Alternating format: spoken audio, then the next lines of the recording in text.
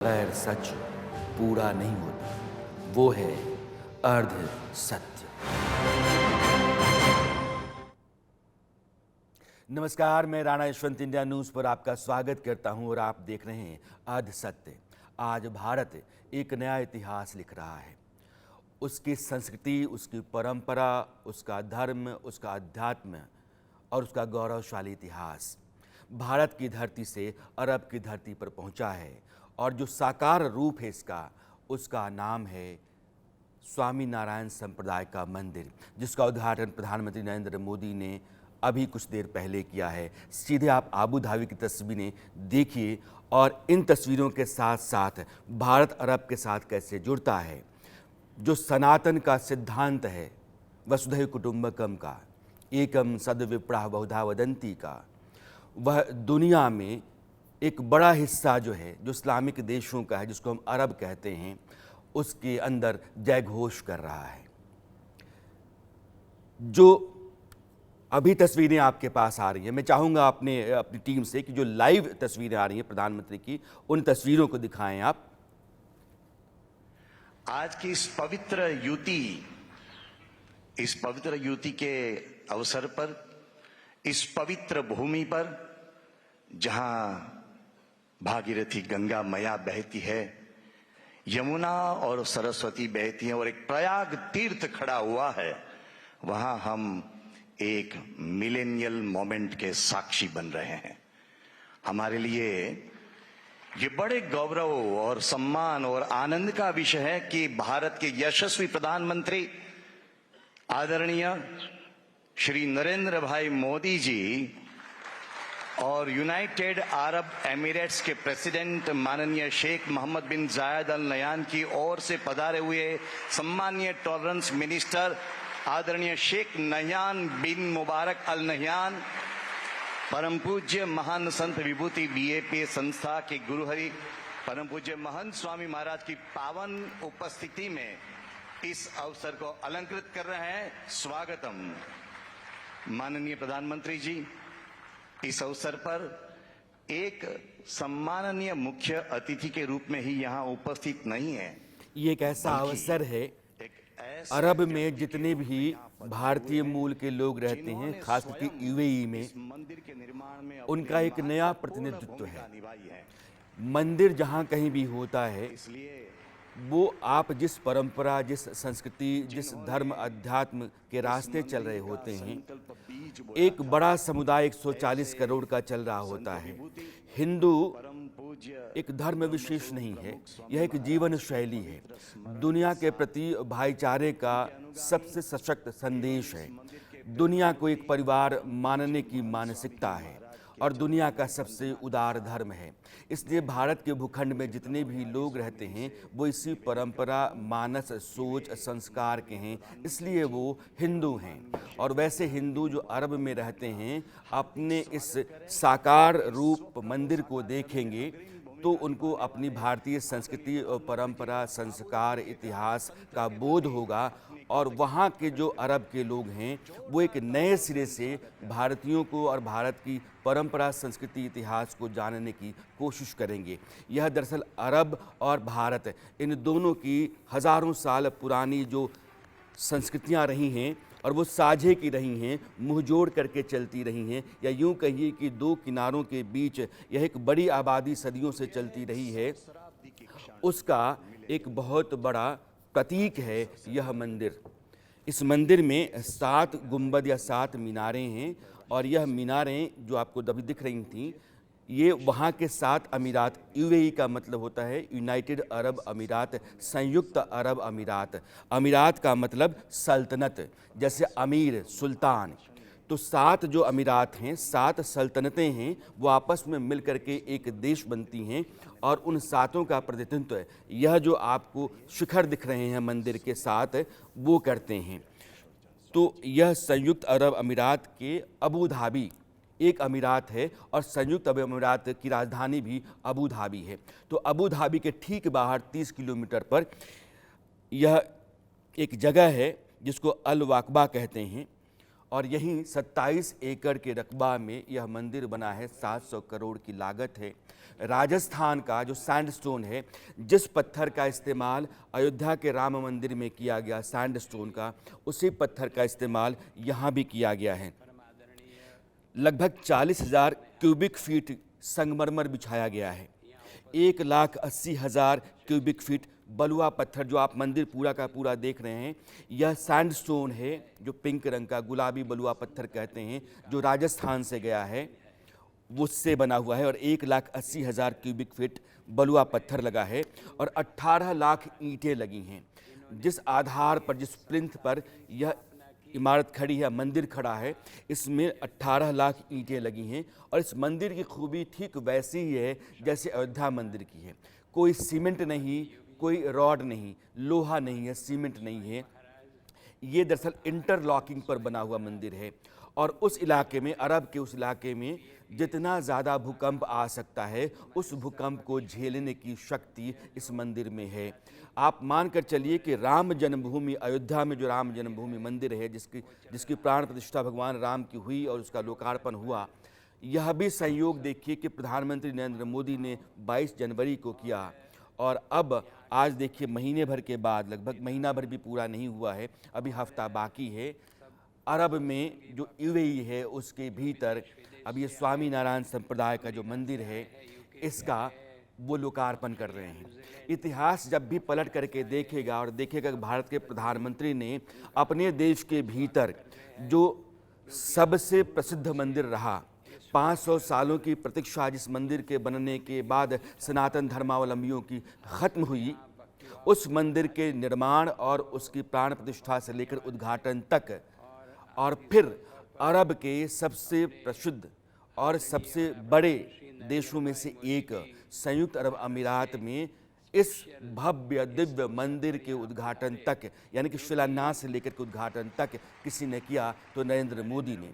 अयोध्या मंदिर के शिलान्यास से लेकर के उद्घाटन तक और अबू धाबी के मंदिर के शिलान्यास उद्घाटन तक बीच में कोई सेतु है, उसका नाम है नरेंद्र मोदी। उन्होंने ही यहाँ भी ज़मीन मांगी थी। और अभी मैं चाहूँगा कि जो संत बोल रहे हैं, थोड़ी देर के लिए आप सुनिए, फिर इस मंदिर के साथ खास करके अपनी जो आने वाली पीढ़ी है, अपने सब जो बच्चे हैं, उसके लिए यह मंदिर की बहुत आवश्यकता है। क्योंकि जो यहाँ रहते हैं, यहाँ वो आगे माने पढ़ते हैं, सब कुछ करते, ठीक है, अच्छा है, लेकिन साथ साथ अपना जो भारतीय धर्म और संस्कार जो है, उनका लाभ यह मंदिर में सबको मिलने वाला है। तो यह लाभ से कोई वंचित न रह जाए, यह भी बहुत आवश्यक है। तो आज इस अवसर पर हम सब महानुभाव और आप सब आमंत्रित मेहमानगण यहाँ पधारे हैं, आप सबका हम हार्दिक स्वागत करते हैं। और भगवान स्वामीनारायण और हमारे गुरु शास्त्री जी महाराज, प्रमुख स्वामी महाराज, मोहन स्वामी महाराज से प्रार्थना करते हैं कि आप सबको बहुत आशीर्वाद दे, क्योंकि आप सबका भी माने जीवन में संप्रदाय, भारत का वैसा संप्रदाय है जो वैष्णव संप्रदाय माना जाता है। स्वामी नारायण संप्रदाय के बहुत सारे मंदिर आप दुनिया के अलग अलग हिस्सों में पाएंगे। दिल्ली में भी स्वामी नारायण संप्रदाय का मंदिर अक्षरधाम है, अहमदाबाद में अक्षरधाम मंदिर है, और यह भी स्वामी नारायण संप्रदाय का मंदिर है। भारत में एक बहुत बड़े संत हुए जिनको रामानुजाचार्य कहते हैं, जो भक्ति आंदोलन भारत में रहा। रामानुजाचार्य की एक बहुत बड़ी मूर्ति 208 फीट ऊंची हैदराबाद में है, और उस मूर्ति का भी उद्घाटन प्रधानमंत्री नरेंद्र मोदी ने किया था। और रामानुजाचार्य के ही जितने भी परंपरा में संत हुए, उसमें रामानंद बहुत महत्वपूर्ण माने जाते हैं, और रामानंद उत्तर भारत के संतों में से हैं। रामानंदी समुदाय के और संप्रदाय के जितने भी संत आपको दिखते हैं, वो वैष्णव संप्रदाय के हैं और रामानुजाचार्य के शिष्य हैं। रामानुजाचार्य की परंपरा, उनके सिद्धांतों पर चलने वाला जो संप्रदाय है, वह यह संप्रदाय है जिसको आप स्वामीनारायण संप्रदाय कहते हैं। रामानुजाचार्य शंकराचार्य की परंपरा के हैं। शंकराचार्य अद्वैत का दर्शन जिन्होंने दिया, और रामानुजाचार्य विशिष्ट अद्वैत कहते हैं।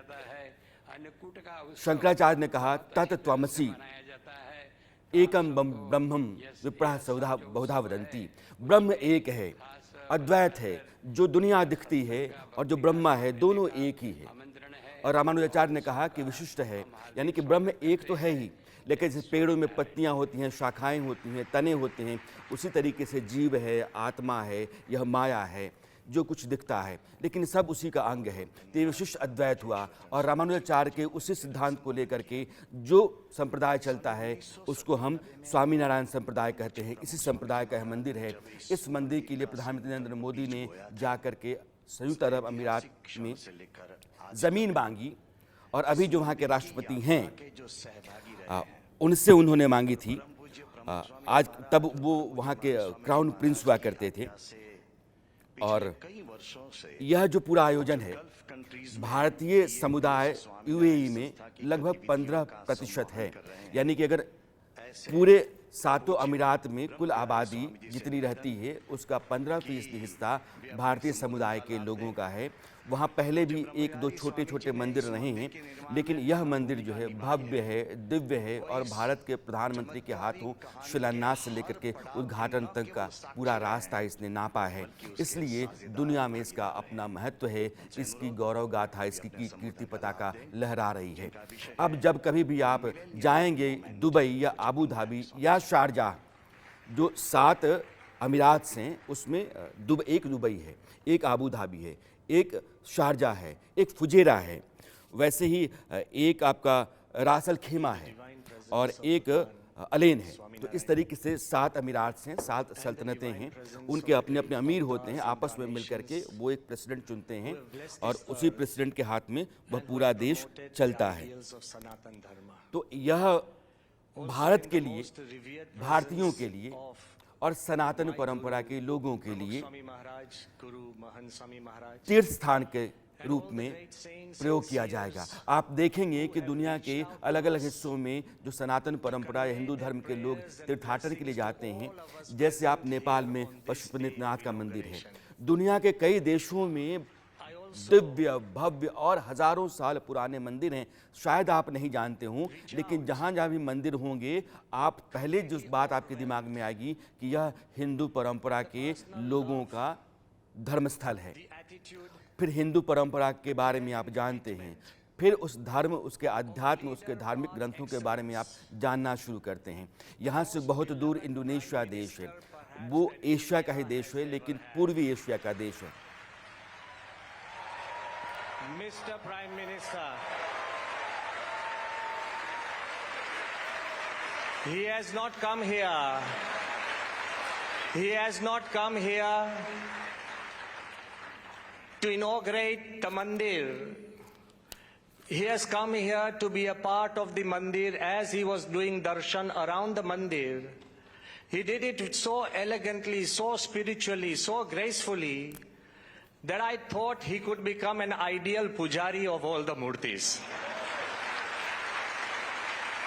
What respect! And this is something that's coming out from my heart because he is a leader who is the architect of the ideal Bharat that we have. He is a leader who is valued not just by his words, but by his wisdom. A leader not just valued by his work, but by his values. And I also want to tell you, we have to agree that he has a little bit of charisma. But a leader who is more valued for his character than his charisma. These are the leaders that we need in the world. I also want to emphasize the fact that he's here today for a reason. Because he's a very much part of this entire journey that we have begun. But the third most important leader here is His Excellency Sheikh Nahyan. Who doesn't know Sheikh Nahyan?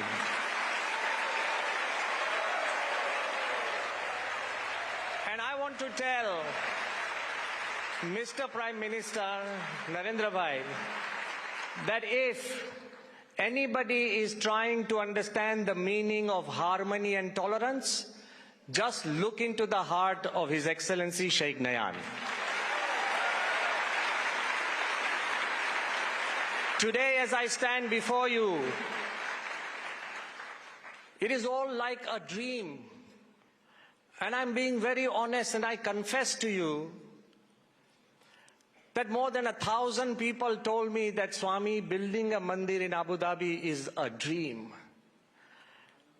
Well, what's wrong in dreaming the dream? We have achieved it today.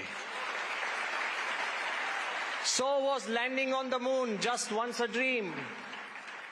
And so is sending Mangalyaan to Mars just a dream.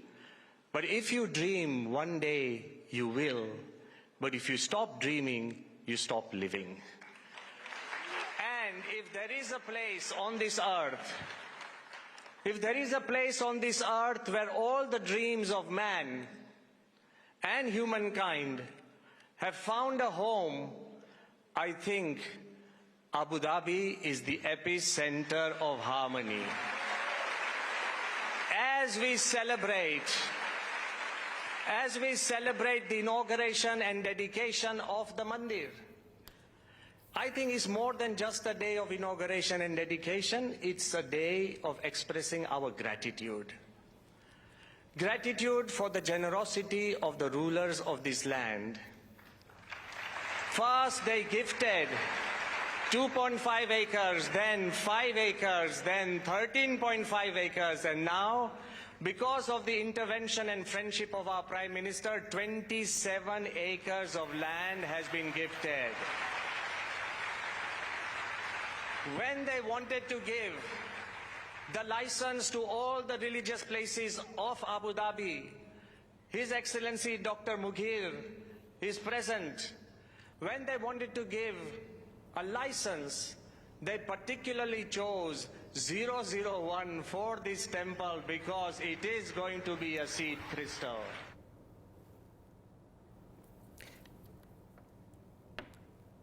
मंदिर के परिसर में जो आयोजन चल रहा है, कहा यह जा रहा है कि कई तरह की असंभव चीज़ों के संभव होने का यह समय है। सपने लगातार देखते रहने और सपनों के पूरा होने का यह समय है। कई छोटी छोटी बातों के लगातार बढ़ते जाने और फिर एक बड़ी बात के पूरा होने का समय है। अभी आप कह रहे थे कि यह पूरे अरब में हार्मनी और टॉलरेंस का प्रतीक है।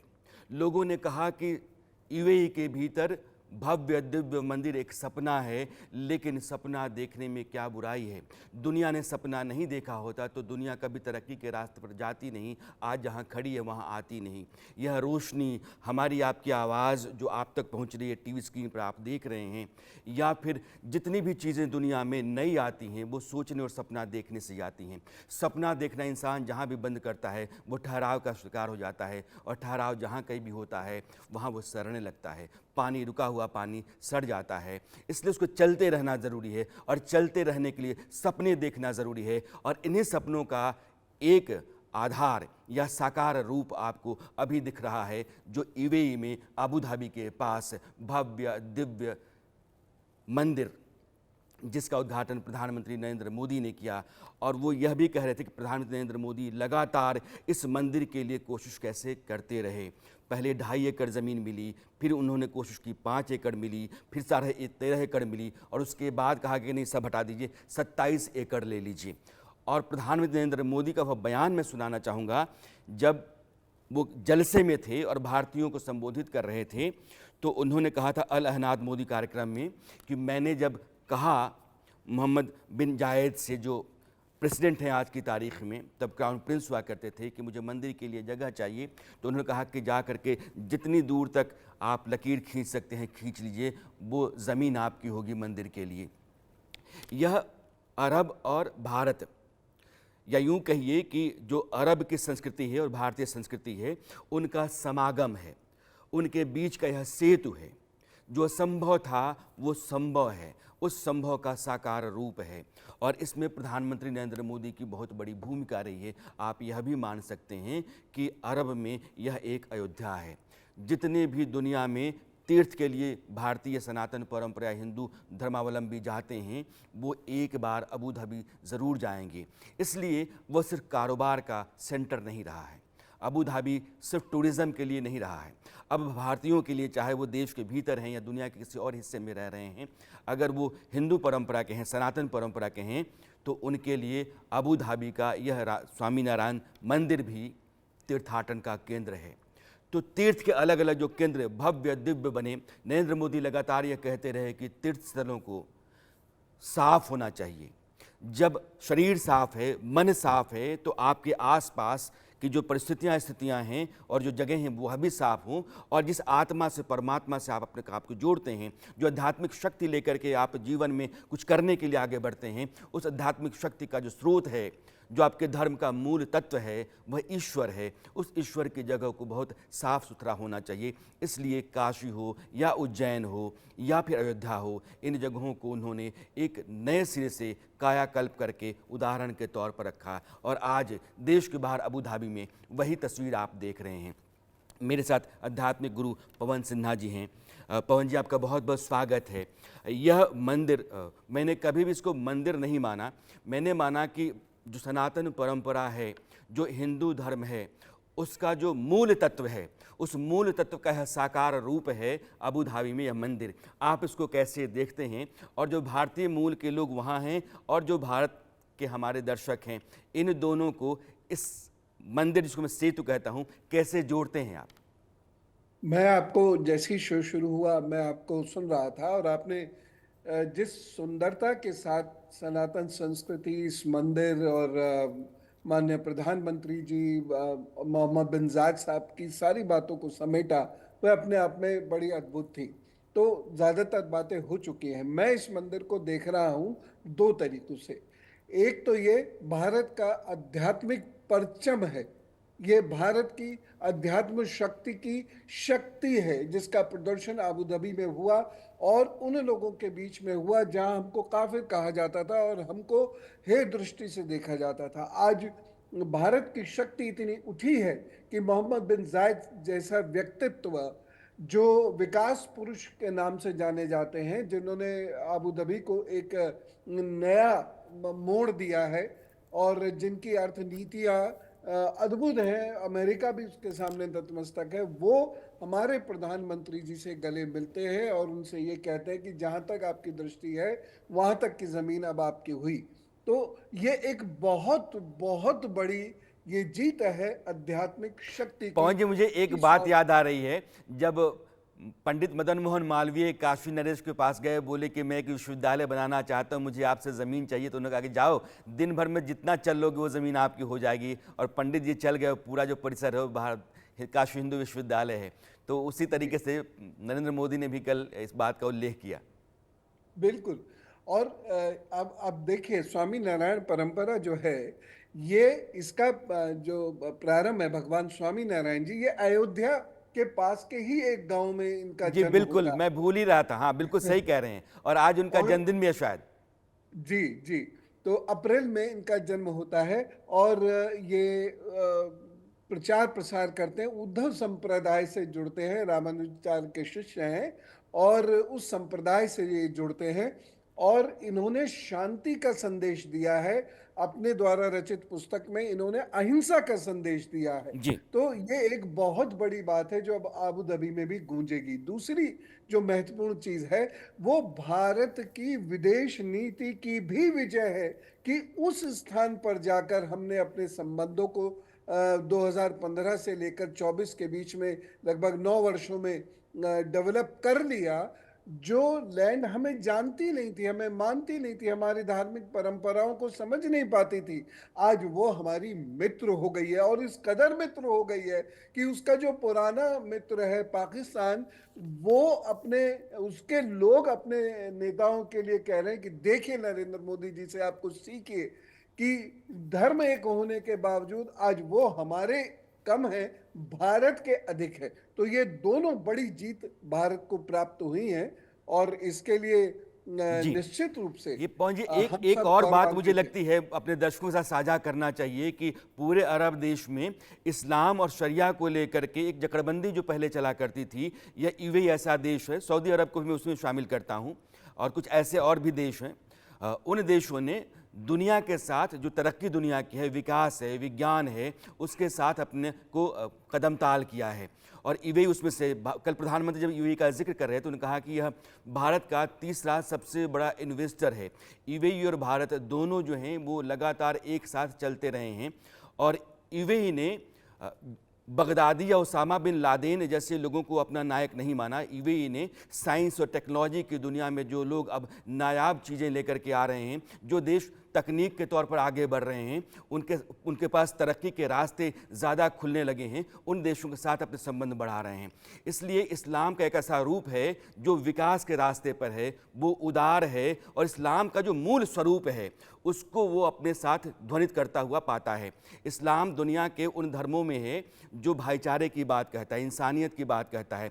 इसके इंटरप्रिटेशंस लगातार ख़राब होते चले गए, इसलिए जहाँ जहाँ भी इसके रूढ़ रूप आपको दिखते हैं, इसकी जकरबंदियाँ दिखती हैं। इस्लाम अगर आपको कमरों के भीतर, नकाब के भीतर और कुछ लिबास के भीतर दिखता है या बिल्कुल ठोस दिखता है, कट्टरपंथी दिखता है, तो इस्लाम नहीं है। इस्लाम की व्याख्याएं हैं। इस्लाम मूल रूप में पानी की तरह जैसे सनातन है और ये दुनिया के जितने भी धर्म हैं, ला इलाहा इल्लल्लाह, अल्लाह एक ही है और वेद कहता है एकं सद विप्राह बहुधा वदंती, यानी सच एक ही है। वही अद्वैत है जो भारत लेकर के चलता है। तो ईश्वर एक है, रास्ते उसके अलग अलग हैं। यह सनातन का मूल स्वर होता है और सनातन इसी स्वर के साथ उद्घोषित होता है दुनिया में और इस्लाम भी इसी के साथ आगे बढ़ता है। तो धर्म का जो मूल रूप होता है, यह वाकई इस्लामिक कंट्री कोई रिप्रेजेंटेशन हो सकता है तो वो यूएई है, सऊदी अरब है, इस तरह के देश हैं। मैं टर्की को पहले मानता था क्योंकि मोहम्मद कमाल बिन पाशा के बाद से वहाँ लिबरल देश हुआ वो और वहाँ सेकुलरिज्म एक तरीके का है, लेकिन अब अर्दोगान के आ जाने के बाद से फिर वही जो दकियानूसी बातें हैं, कट्टरपंथी बातें हैं, जकड़बंदियाँ वो शुरू हो गई हैं। लेकिन आप इंडोनेशिया में जाइएगा, वो देश आपको खुला मिलेगा, तरक्की के रास्ते पर बहुत आगे है। पवन जी, इंडोनेशिया का जिक्र आया, मैं अपने दर्शकों को बताऊँ, जब तक प्रधानमंत्री नरेंद्र मोदी बोलने नहीं आते हैं, यह मंदिर आप देखते रहिए, इसकी भव्यता देखते रहिए, इसका शिल्प देखिए, इसकी नक्काशी देखिए और इसके जो शिखर हैं वो शिखर 7 हैं और संयुक्त अरब अमीरात के जो 7 अमीरात हैं या सल्तनतें हैं वहाँ की, उनका वो प्रतिनिधित्व करते हैं। लेकिन इंडोनेशिया का जिक्र क्या मैंने तो इंडोनेशिया में बहुत सारे द्वीप हैं, जैसे जावा है, बाली है, सुमात्रा है। उन द्वीपों पर हजारों साल पुराने मंदिर हैं और भव्य दिव्य मंदिर हैं। रामलीलाएं इंडोनेशिया की संस्कृति का हिस्सा हैं। वो मंदिर इसलिए हैं कि कभी भारत के जो साम्राज्य थे उनका विस्तार वहाँ तक था, इंडोनेशिया के बाली, जावा, सुमात्रा तक। और कभी आपको अंकोर वाट अगर जाते हैं, कंबोडिया, जब हम धर्मशास्त्र पढ़ते हैं या पुराण पढ़ते हैं तो कंबोज प्रदेश आपको मिलता होगा। कंबोज प्रदेश कंपूचिया हुआ, फिर कंबोडिया हो गया। कंबोडिया में अंकोर वाट का मंदिर है, वो दुनिया का सबसे बड़ा वैष्णव मंदिर है और वो कहाँ है? कंबोडिया में है। आप कभी मलेशिया में जाइएगा, मलेशिया में बाकू टेम्पल, मैं गया हुआ हूँ, बाकू टेम्पल 270-72 सीढ़ियाँ चढ़ते हैं तो आप उस बाकू टेम्पल में जाते हैं। जब केव के भीतर जाते हैं तो केव टेम्पल कहा जाता है। भव्य मंदिर है, हिंदू देवी देवताओं की मूर्तियाँ और जो वहाँ शिल्प है, शैली है, जो कारीगरी है, अद्भुत है, चमत्कृत करती है। और फिर आप जब जाएंगे सऊदी अरब में तो वो जो सदियों पुरानी, हज़ारों साल पुरानी सनातन की गूंज आपको देश के बाहर दुनिया के तमाम देशों में मंदिरों के रूप में सुनाई पड़ती है, अब वो अरब में भी अबू धाबी के पास आपको सुनाई पड़ेगी, साकार रूप में इस मंदिर के तौर पर दिखेगी। पवन जी, ये सनातन का कितना दिव्य रूप है और सनातन जो मूल तत्व है सनातन का, उसको कितना यह दिखाता है, दर्शाता है? देखिए, सनातन को लेके पूरे विश्व में एक बात सब लोग मानते हैं, और वो ये है कि सनातन घृणा नहीं फैलाता, सनातन शांति फैलाता है, सनातन हिंसा नहीं फैलाता, और सनातन धर्म के पास कुछ ऐसे सूत्र हैं जो मनुष्य को सुख, शांति, स्वास्थ्य भी प्रदान करते हैं, उसको उसके तनाव से मुक्त करा देते हैं। तो वो जो समर्पण सिखाता है प्रभु के प्रति, वो समर्पण सिखाता है राष्ट्र के प्रति, वो समर्पण सिखाता है विश्व के प्रति। इसलिए विश्व बंधुत्व की हम लोग हमेशा से बात करते आए। इस बार G20 में भी हमने विश्व बंधुत्व को आगे रखा और उसको अपना मोटिव बताया। तो सनातन संस्कृति की ये जो बातें हैं, ये जो सिद्धांत हैं, तो वहां की जो भक्ति है, वो पवित्रता, निष्कलंक, इस जी, प्रकार की चीजों को मैं लेकर अपने आती है। पीसीआर से बोलूंगा, अगर आपके लिए संभव हो तो यह जो अबू धाबी का मंदिर है, इसके साथ आप अयोध्या के राम मंदिर को चलाइए। दोनों वैष्णव परंपरा के मंदिर हैं, तो आपको दोनों के शिल्प में, दोनों की भव्यता में, दोनों की दिव्यता में, दोनों चूंकि एक ही परंपरा के हैं, सनातन में भी वैष्णव परंपरा के हैं, तो और दोनों के एक सेतु है नरेंद्र मोदी, तो बहुत सारी बातें आपको एक सी दिखनी शुरू हो जाएंगी।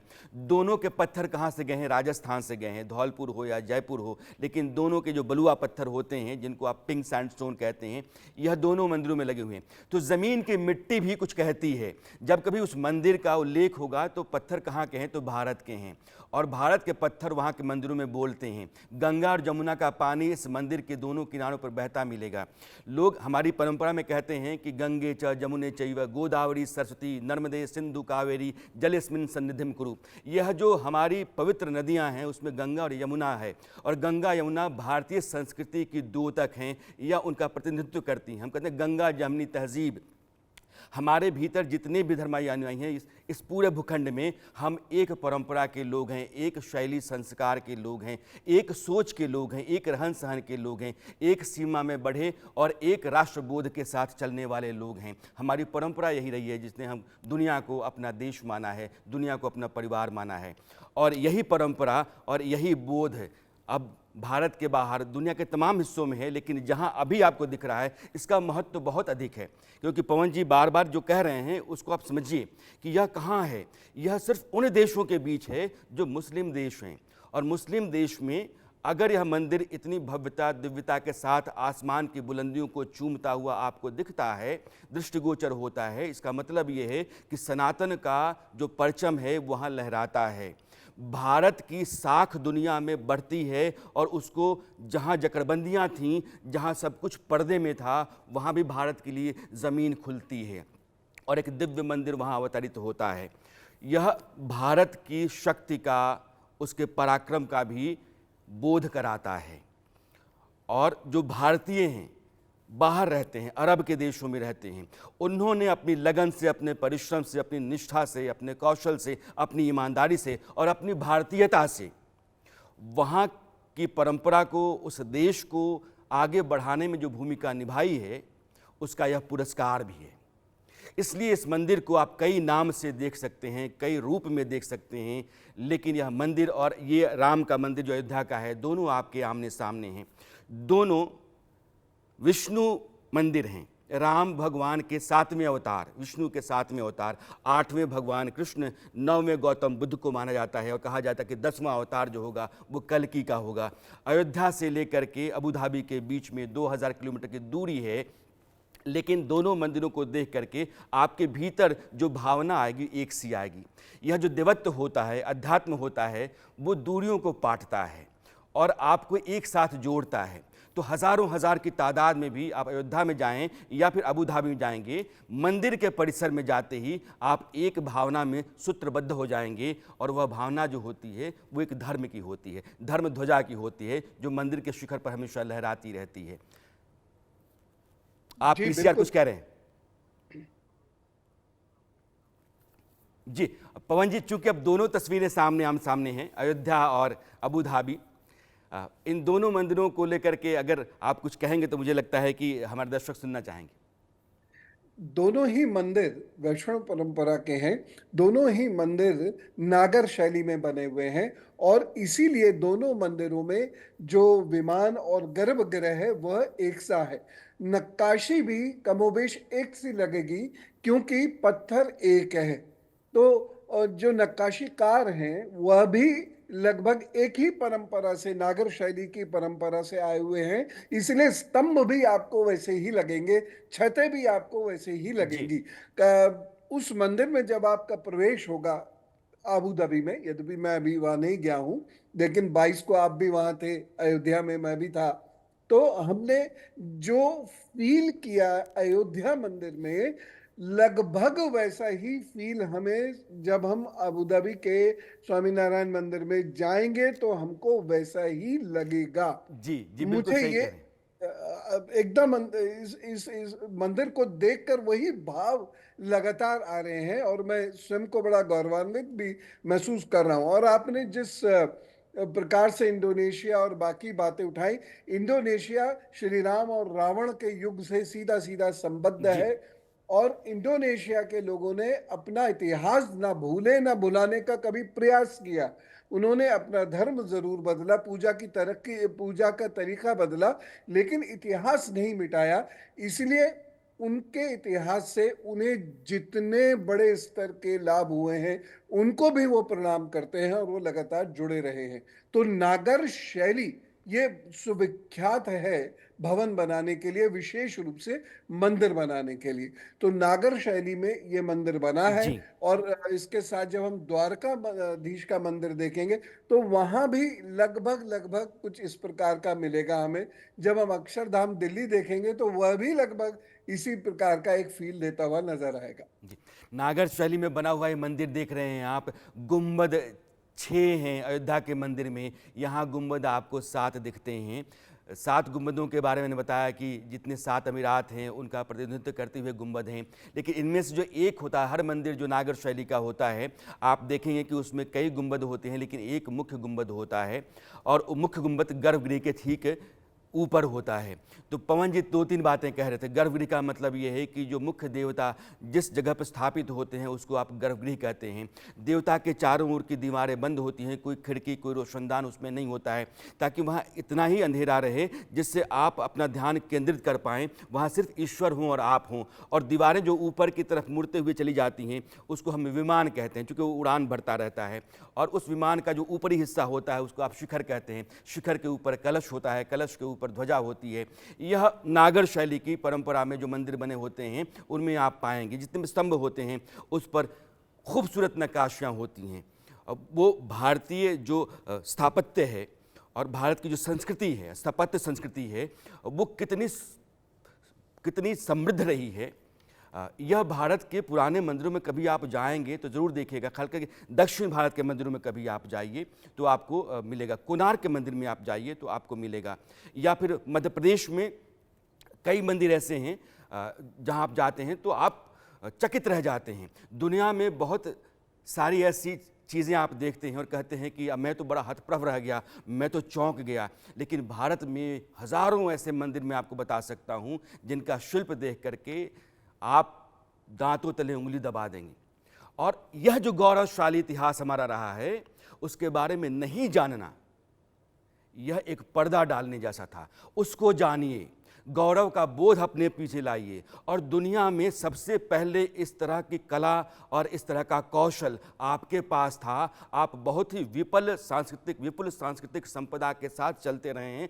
दुनिया में आपका कोई भी स्थान नहीं रहा है। यह बोध आपके भीतर आता है। इसको सांस्कृतिक राष्ट्रवाद कहते हैं।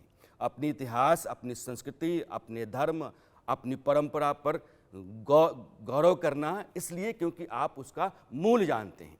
जब तक आप मूल नहीं जानते हैं तब तक आप सांस्कृतिक राष्ट्रवाद का हिस्सा नहीं होते। इसलिए सारा उत्थान जो है वो अपनी पीढ़ी को अपनी परंपरा से जोड़ने का एक आधार है। यह मूल स्वर है नरेंद्र मोदी के सांस्कृतिक राष्ट्रवाद का। चाहे वो आपको पशुपतिनाथ में जा करके वो निकलते हो पूजा करके तब दिखता हो, या केदारनाथ में निकलते हो तब दिखता हो, या रामेश्वरम में जाकर निकलते हो तब दिखता हो, या फिर नासिक के किनारे मंदिर में पूजा करते हो तब दिखता हो, या अबू धाबी में कर रहे हैं तब दिखता हो, या फिर अयोध्या में करते हो तब दिखता हो। ये एक प्रधानमंत्री का निजी जीवन है, उसका निजी व्यक्तिगत धर्म है, लेकिन चूंकि वो प्रधानमंत्री है तो वो उस धर्म का प्रतिनिधित्व भी करता है। और धर्म बहुत गौरवशाली रहा है। वह धर्म उदार चरितानाम रहा है, उस धर्म ने दुनिया को समरसता का, मानव कल्याण का, भाईचारे का सबसे पहले संदेश दिया है। इसलिए दुनिया का पहला मूल धार्मिक स्वर है वो, और वह आज उस अबू धाबी के मंदिर में भी आपको सुनने को मिल रहा है। यहाँ अब घंटा घड़ियाल गूंजेंगे, यहाँ लोग तिलक लगा करके निकलेंगे और उस ज़मीन पर निकलेंगे जहाँ पवन जी सही कह रहे थे कि वहाँ काफिर कहा जाता था, लेकिन काफिरों के लिए भी उस दुनिया में एक बड़ी सी जगह है, सम्मान की जगह है, ऊंची जगह है, दिव्य भव्य मंदिर के रूप में आसमान चूमती हुई सी जगह है। यह जगह जो है वो सनातन के लिए गौरवशाली जगह है। पवन जी। बिल्कुल ठीक, आपने बहुत अच्छा इसको डिस्क्राइब किया। क्योंकि देखिए, व्यक्ति की कर्मठता, व्यक्ति की सौम्यता, व्यक्ति की शांति और व्यक्ति का जुड़ाव और उसका जो कमिटमेंट है, रिश्तों को लेकर कमिटमेंट लेवल, वो भारतीयों में सर्वोच्च पाया जाता है। इसीलिए धार्मिक दृष्टि से भले ही हम काफी अगर थे, प्रधानमंत्री लेकिन बोल रहे हैं, सामाजिक दृष्टि से हम बहुत जुड़े हुए थे। वो हमारी रिस्पेक्ट करते थे। इसलिए चाहे आप बुर्ज खलीफा देखिए, चाहे आप अबू धाबी के और बिल्डिंग्स देखिए, शारजा का हिस्सा देखिए, वहाँ भारतीयों की रिस्पेक्ट हमेशा से रही और बड़ी ज्यादा रही। तो भारतीय हर जगह वहाँ पर आपको मिलेंगे और उनकी रिस्पेक्ट रही। हाँ, धार्मिक क्षेत्र में वह स्वतंत्र नहीं थे तब, पहले तक 2015 तक। अब वह भी स्वतंत्रता वो वहाँ महसूस करने लगे हैं। ये हमारी पवन शक्ति जी, की मेरा एक बड़ी निवेदन वजह। आपसे फिर है, अयोध्या से यह जो अबू धाबी का स्वामीनारायण संप्रदाय मंदिर है कैसे जुड़ता है? जो दर्शक अभी मेरे साथ आए होंगे उनके लिए बताइए ज़रूर आप। जी, स्वामी नारायण जी का जो जन्म होता है 1781 में, ये अयोध्या के पास एक गांव है छिपिया, वहाँ इनका जन्म होता है। और उसके बाद ये पश्चिम की ओर जाते हैं, ये गुजरात पहुँचते हैं। और इनके जो गुरु हैं वो रामानंद जी हैं, रामानंद जी, और इनको वह उद्धव संप्रदाय से जोड़ते हैं। और इनको कृष्ण भक्ति की एक अनुपम मानवीय कृति माना जाता है। और कुछ लोग तो इन्हें श्री कृष्ण का अवतार भी कहते हैं। ये उनकी तरह होली भी खेलते हैं, उनके जैसे कपड़े भी पहनते हैं। और इनके वस्त्र आज भी अक्षरधाम के गुजरात क्षेत्र के मंदिर में सुरक्षित हैं। जहाँ इनका हेडक्वार्टर था वहाँ सुरक्षित हैं। वहाँ जहाँ जैसे ये होली खेलते थे वो पूरा स्थान आज भी जी सुरक्षित है और पवन बहुत जी, सुंदर एक मिनट परिसर। रोकना चाहता हूं, क्योंकि वहाँ जो मंदिर के संयोजक हैं वो प्रधानमंत्री के बारे में कुछ कह रहे हैं। बहुत जरूरत है। और यहाँ उन्होंने न केवल दो देशों के बीच बल्कि दो संस्कृतियों के बीच एक सुदृढ़ सेतु की भूमिका निभाई है। माननीय प्रधानमंत्री जी, आपसे नम्र अनुरोध कि आप अपने प्रेरक संबोधन से इस ऐतिहासिक अवसर को अलंकृत करें। माननीय सम्माननीय प्रधानमंत्री श्री नरेंद्र भाई Modi ji.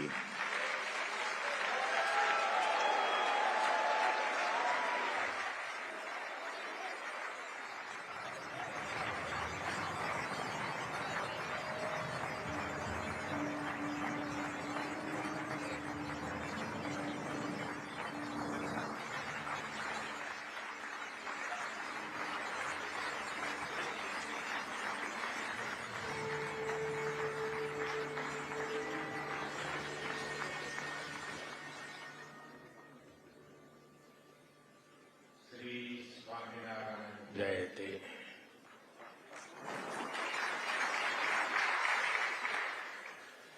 His Excellency Sheikh Nayan Al Mubarak, पूज्य महंत स्वामी जी महाराज, भारत, यूएई और विश्व के विभिन्न देशों से आए अतिथिगण और दुनिया के कोने कोने से इस आयोजन से जुड़े मेरे भाइयों एवं बहनों, आज यूनाइटेड अरब अमीरात की धरती ने मानवीय इतिहास का एक नया स्वर्णिम अध्याय लिखा है।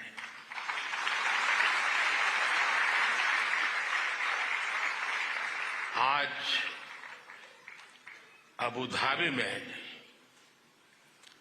भव्य और दिव्य मंदिर का लोकार्पण हो रहा है। इस पल के पीछे वर्षों की मेहनत लगी है। इसमें वर्षों पुराना सपना जुड़ा हुआ है और इसमें भगवान स्वामीनारायण का आशीर्वाद जुड़ा है। आज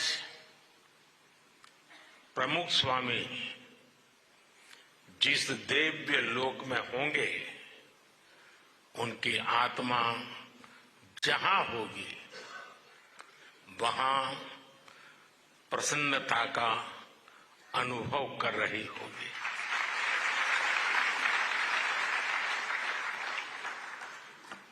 पूज्य प्रमुख स्वामी के साथ मेरा नाता एक प्रकार से पिता पुत्र का नाता रहा।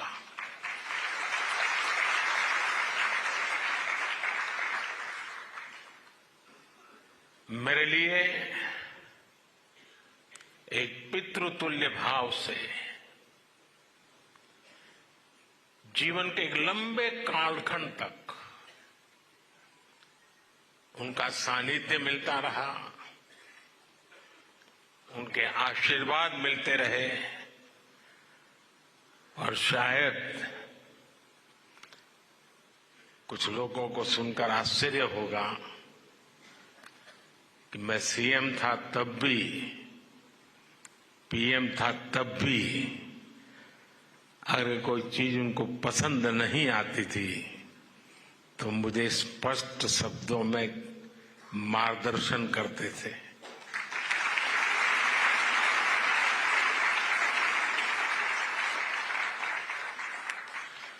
और जब दिल्ली में अक्षरधाम का निर्माण हो रहा था तो उनके आशीर्वाद से मैं शिलान्यास कार्यक्रम में था। तब तो मैं राजनीति में भी कुछ नहीं था और उस दिन मैंने कहा था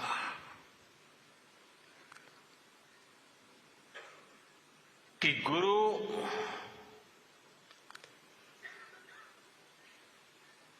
की हम बहुत तारीफ तो करते रहते हैं,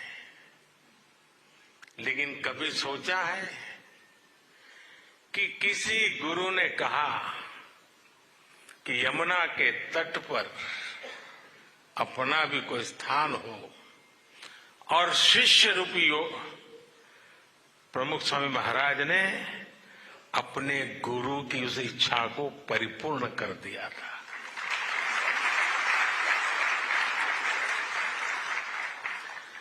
आज मैं भी उसी एक शिष्य भाव से यहां आपके सामने उपस्थित हूं कि आज प्रमुख स्वामी महाराज का सपना हम पूरा कर पाए हैं। आज बसंत पंचमी का पवित्र त्योहार भी है, पूज्य शास्त्री जी महाराज की जन्म जयंती भी है। ये बसंत पंचमी, ये पर्व मां सरस्वती का पर्व है। मां सरस्वती यानी बुद्धि और विवेक की मानवीय प्रज्ञा और चेतना की देवी। ये मानवीय प्रज्ञा ही है जिसने हमें सहयोग, सामंजस्य, समन्वय और सौहार्द जैसे आदर्शों को जीवन में उतारने की समझ दी है। मुझे आशा है कि मंदिर भी मानवता के लिए, बेहतर भविष्य के लिए वसंत का स्वागत करेगा।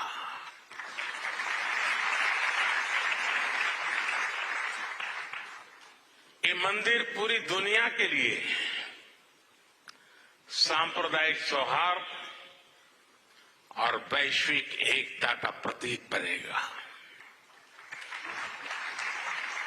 भाइयों और बहनों, यूएई के minister of tolerance his excellency Sheikh Nahyan al Mubarak यहां विशेष तौर पर उपस्थित है और उन्होंने भाव भी जो व्यक्त किए, जो बातें हमारे सामने रखी, वो हमारे उन सपनों को मजबूत करने का उनके शब्दों में उन्होंने वर्णन किया है। मैं उनका आभारी हूं। साथियों, इस मंदिर के निर्माण में यूएई की सरकार की जो भूमिका रही, उसकी जितनी तारीफ की जाए उतनी कम है।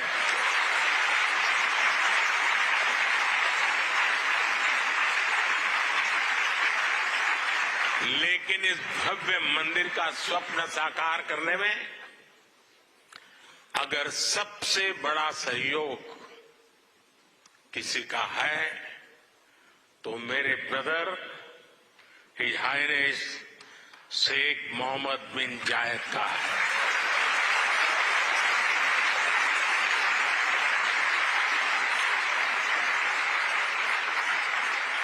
मुझे पता है कि प्रेसिडेंट ऑफ यूएई की पूरी गवर्नमेंट ने कितने बड़े दिल से करोड़ों भारतवासियों की इच्छा को पूरा किया है।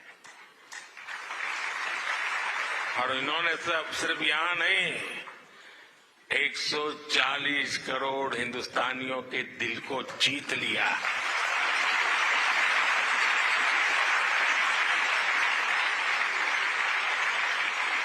मैं इस मंदिर के विचार से लेकर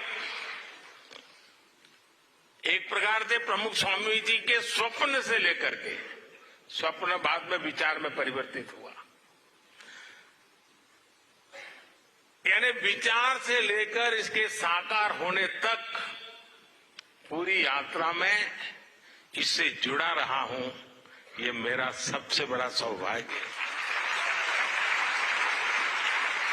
और इसलिए मैं जानता हूं कि his highness Sheikh Mohammed bin जायद की उदारता के लिए धन्यवाद ये शब्द भी बहुत छोटा लगता है। इतना बड़ा उन्होंने काम किया। मैं चाहता हूं उनके इस व्यक्तित्व को, भारत यूएई रिश्तों की गहराई को केवल यूएई और भारत के लोग ही नहीं बल्कि पूरा विश्व भी जाने।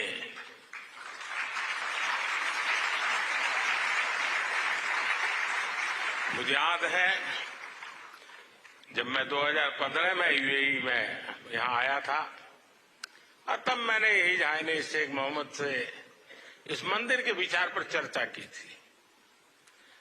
मैंने भारत के लोगों की इच्छा उनके सामने रखी तो उन्होंने पलक झपकते ही उसी पल मेरे प्रस्ताव के लिए हां कर दिया। उन्होंने मंदिर के लिए बहुत कम समय में ही इतनी बड़ी जमीन भी उपलब्ध करवाई। यही नहीं, मंदिर से जुड़े एक और विषय का समाधान किया। मैं साल 2018 में जब दोबारा यूएई आया तो या संतों ने मुझे, जिसका ब्रह्मविहारी स्वामी जी ने अभी वर्णन किया, मंदिर के 2 मॉडल दिखाए। एक मॉडल भारत की प्राचीन वैदिक शैली पर आधारित भव्य मंदिर का था जो हम देख रहे हैं। दूसरा एक सामान्य सा मॉडल था जिसमें बाहर से कोई हिंदू धार्मिक चिन्ह नहीं थे। संतों ने मुझे कहा कि यूएई की सरकार जिस मॉडल को स्वीकार करेगी उसी पर आगे काम होगा। जब ये सवाल हिज हाइनेस शेख मोहम्मद के पास गया तो उनकी सोच साफ, एकदम साफ थी। उनका कहना था कि अबू धाबी में जो मंदिर बने वो अपने पूरे वैभव और गौरव के साथ बने। वे चाहते थे कि यहां सिर्फ मंदिर बने ही नहीं, बल्कि वो मंदिर जैसा दिखे भी। साथियों, ये छोटी बात नहीं है, बहुत बड़ी बात है। यहां सिर्फ मंदिर बने ही नहीं, लेकिन वो मंदिर जैसा दिखे भी। भारत से बंधुत्व की ये भावना वाकई हमारी बहुत बड़ी पूंजी है। हम इस मंदिर के में जो भव्यता दिख रही है उसमें हिज हाइनेस शेख मोहम्मद की विशाल सोच की भी झलक है। अब तक जो यूएई बुर्ज खलीफा, फ्यूचर म्यूजियम, शेख जायद मस्जिद और दूसरी हाईटेक बिल्डिंग के लिए जाना जाता था, अब उसकी पहचान में एक और सांस्कृतिक अध्याय जुड़ गया।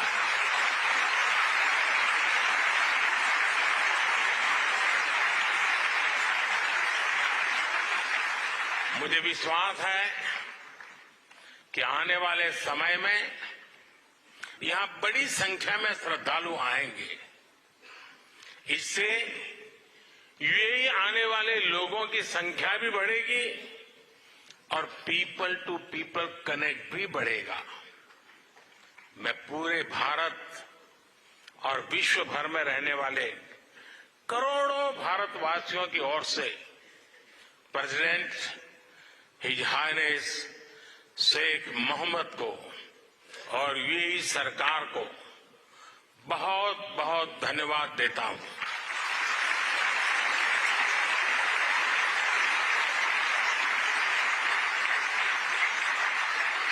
मैं आप सबसे प्रार्थना करता हूं, हम सब यूएई के प्रेसिडेंट को यहां से स्टैंडिंग ओवेशन दें।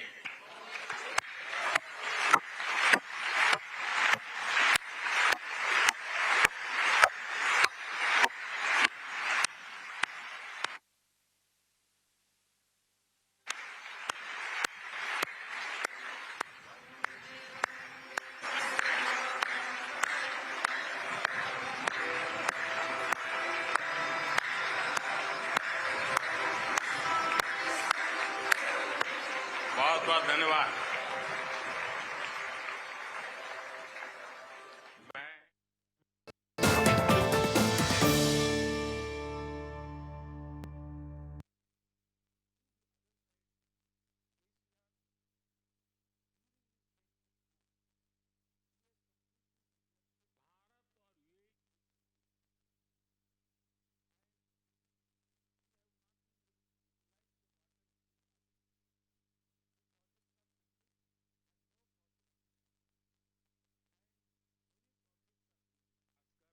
गैर सच पूरा नहीं होता, वो है अर्ध सत्य।